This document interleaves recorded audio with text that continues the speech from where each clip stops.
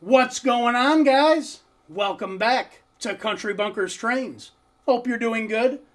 Before we get started with today's video, I'm hoping you'll take a few moments with me in wishing a fellow subscriber a happy birthday. Joe Hammond is celebrating his 30th birthday here at the end of this month, and as I say, Joe, I wanted to wish you a very happy birthday. Joe's fiance, Christina, reached out to me a few weeks ago. We got to talking a little bit. Obviously, she told me about Joe's birthday coming up, but she was also telling me what big fans of the channel they are here and how much they're always looking forward to the new next outcoming video. And I was very touched and honored to hear that. I greatly appreciate and thank you guys for your support. That means the world to me. I can't say enough. Christina also goes on to tell me how the two of them are always working on their layout or their setup together, and that they're one day hoping to have it up to the standards, as Christina says, to have it in the next Christmas contest or one of the next contests we do here on the channel. I'm sure you guys are more than ready and capable to enter those. And I think it's so cool that the two of you work on your setups together. You don't see that a whole lot. And like I say, I think that's just awesome. But anyways, Joe, I wanted to give you a very happy birthday and a big salute to you. I also wanted to congratulate the two of you on your engagement. Like I say, I think it's awesome to see a couple working on a setup together. You just don't see that a whole lot. So I want to wish all the best to you.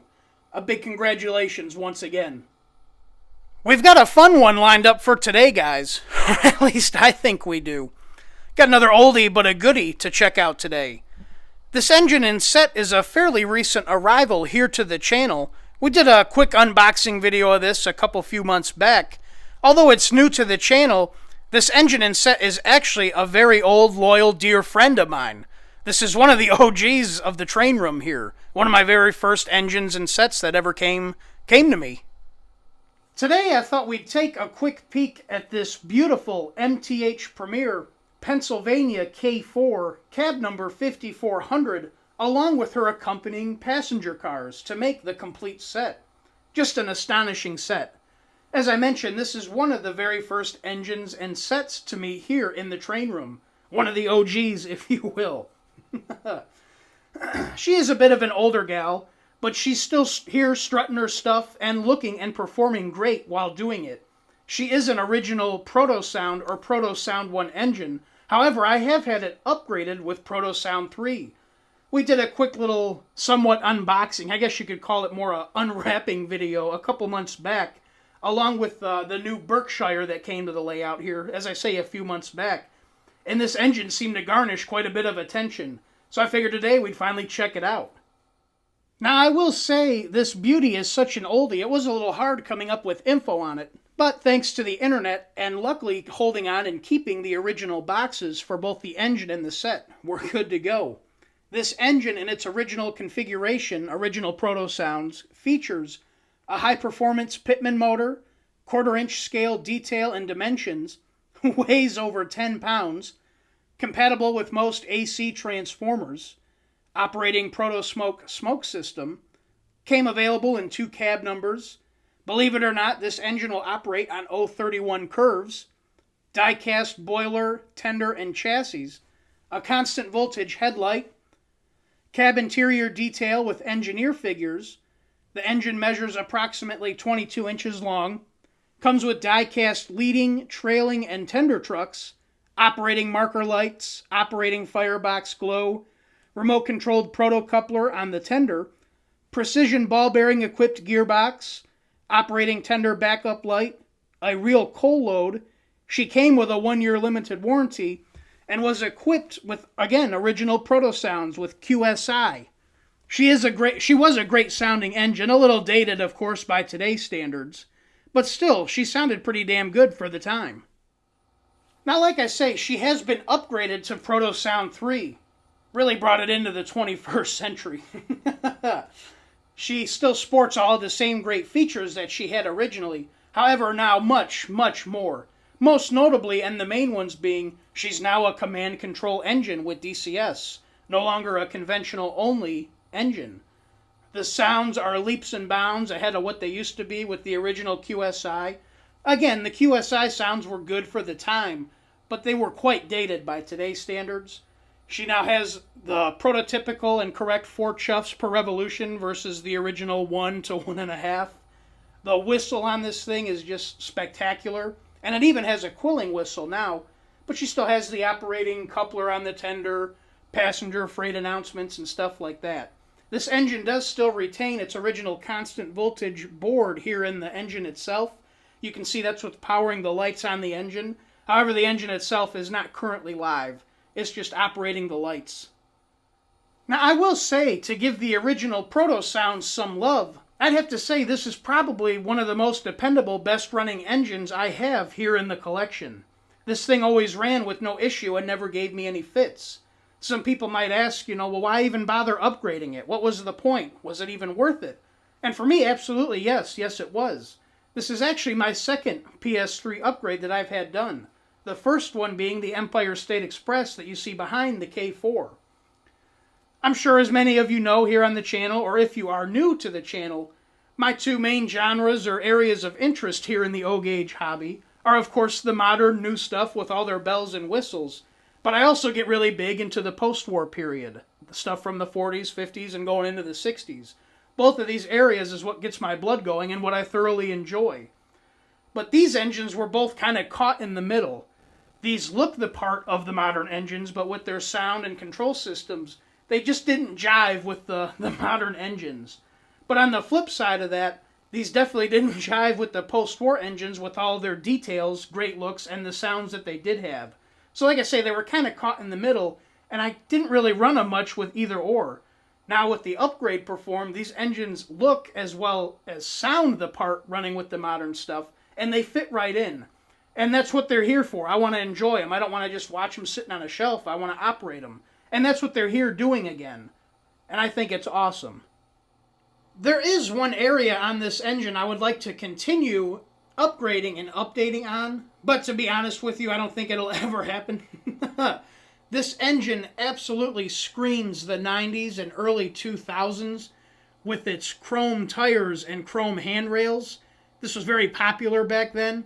It never really used to bug me, but now that I've been getting into the more modern and higher end stuff, this stuff kind of sticks out like a sore thumb in a sense. It doesn't look too out of place on this engine, so I'm not overly concerned about it. And like I say, it'll probably never happen. I don't think I'll ever get the gall to take it apart or take a shot at trying to blacken this chrome. But I think it would make the engine look a whole hell of a lot better. Here's a quick look at the passenger car set.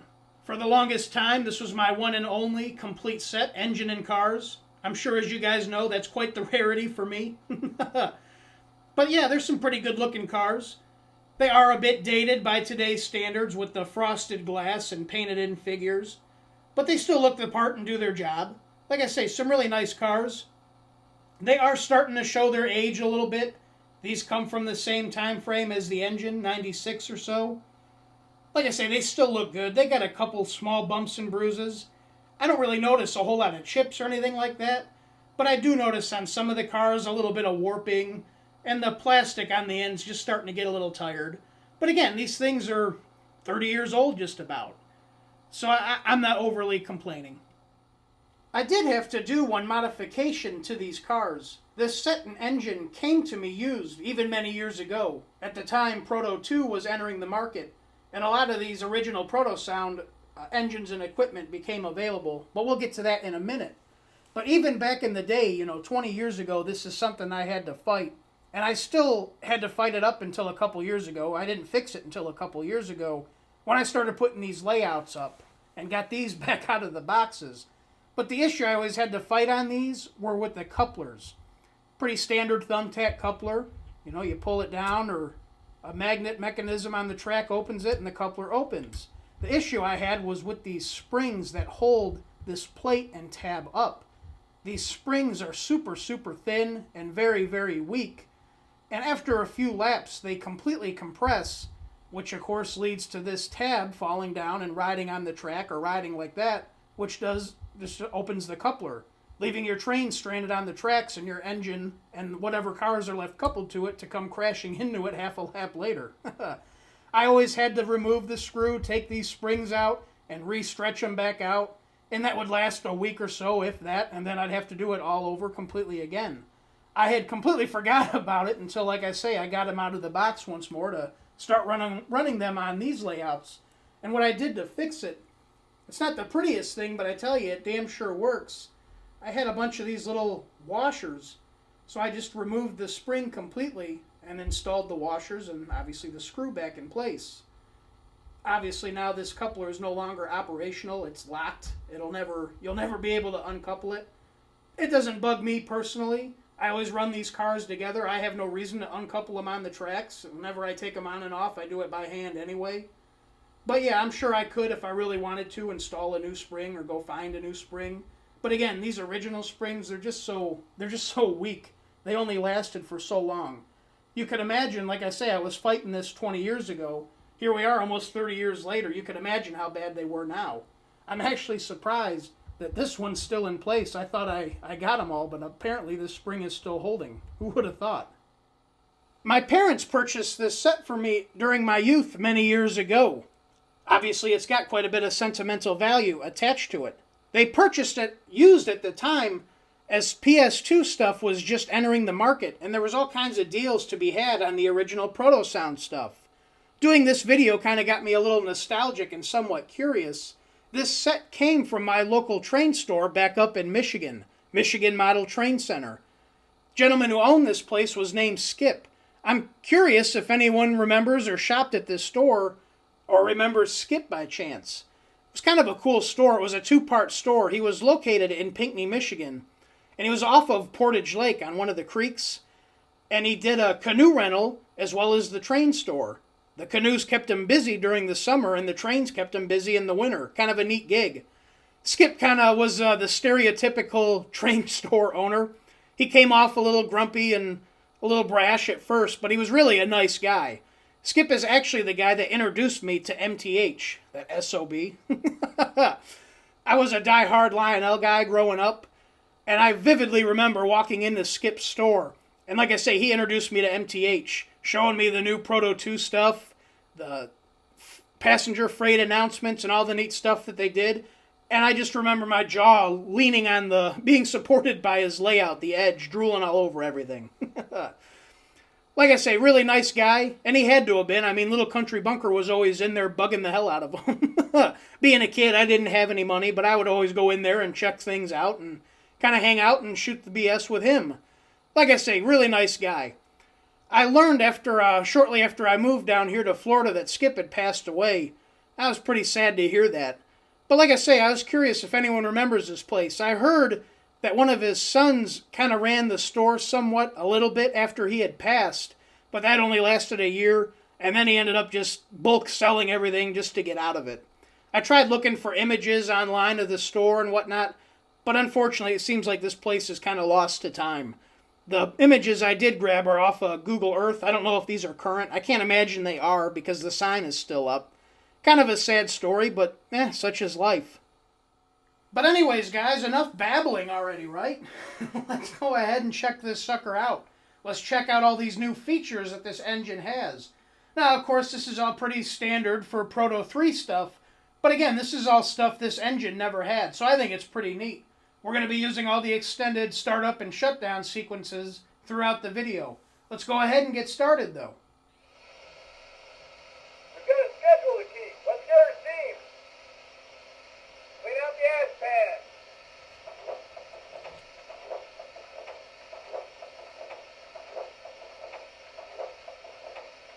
Grab a shovel and spread out that coal.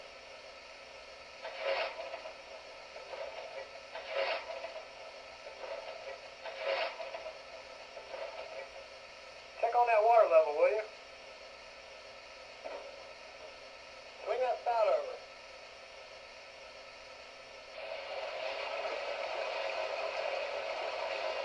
Okay, that's enough.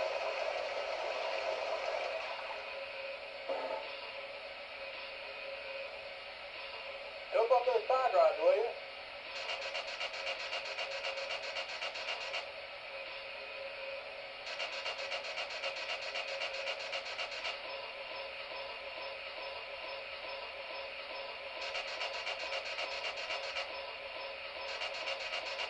Looks good. Plenty of steam.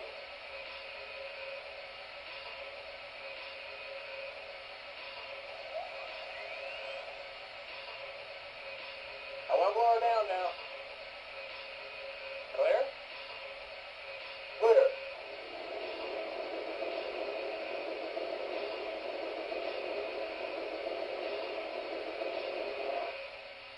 Here's the bell. Check on that water level, will you?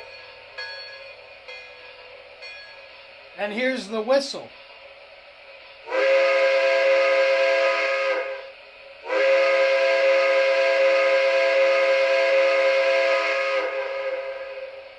As I mentioned earlier, this one now sports a quillable whistle as well. Let's go ahead and take a listen to that. This is triggered by the SPW soft key on the remote.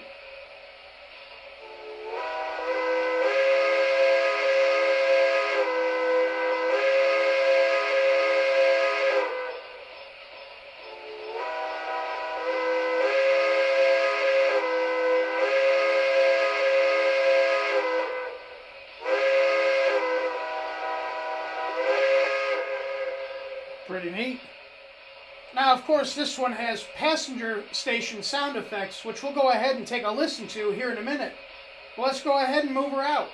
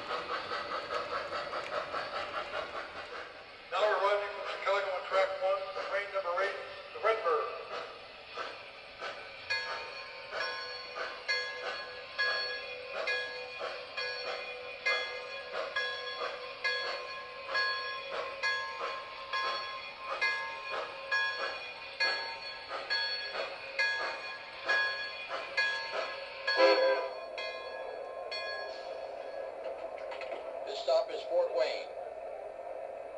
Watch your step. Have a nice day. Thank you.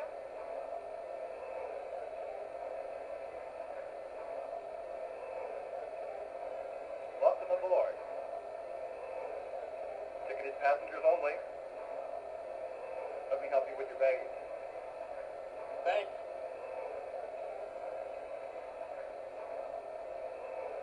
Now departing for Detroit on track 1, train number 8, Redford. Welcome aboard. Step right this way. Watch your step.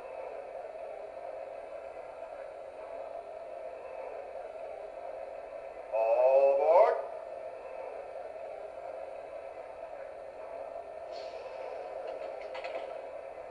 I see the conductor's checked his watch again. Must be time to go.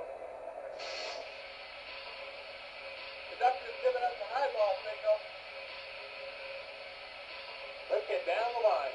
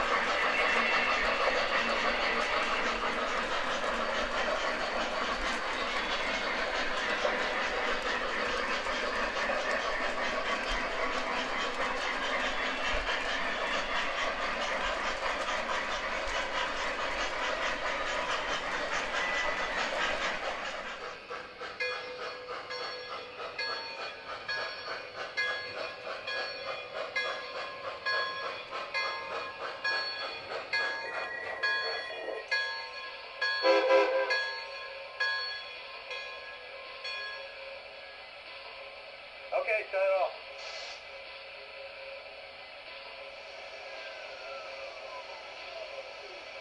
I want to blow her down now. Clear? Clear.